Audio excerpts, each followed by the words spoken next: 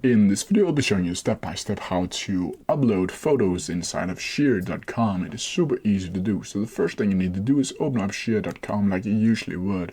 Then from here, you need to go over to New Content and click either Quick and Easy mode or Pro mode. For this tutorial, I'll use Pro mode simply because there's way more opportunities to select from. Then this page should be popping up, and here you can add the type of content you want, where you can either select text only, photo only, video only, or videos plus photos. And if you want to upload photos, you simply need to click photo only.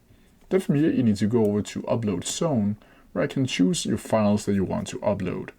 Then from here you need to add in a title, where you need to give the photo series a title, and you need to add a text for SEO purposes or for just describing the pictures. Then from here you can also add notes if you want to do that. And down here you can sell via either membership, pay-per-click, premium, or for free. If you select membership, pay-per-click, or premium, you will need to add a price for end users, where you can select a preferable price and you can add in the models for this photos. But if you click free, you can add either this or safer work. You can also add models for the free. And down here you can suggest a new model if you don't already have models in your Sheer account.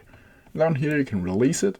You can add do not release yet, release as soon as possible, store in vault, or use a calendar function. Down here you can also add show extra content, where you can add original content, a promo target. You can add a pin code if you want to do that. You can add allow comments, either use account settings or yes and no. You can add geo restrictions if you want to do that, and you can add a production cost. You can also add a collaboration if you want to do that. Then from here, when you're done, you simply need to go back here, and then after Sheer has reviewed your content, it will be posted onto that platform. And that's how you do it. If you have any questions about it, please leave them down in the comment section below, and I'll try my best to answer them as quickly as possible. See ya!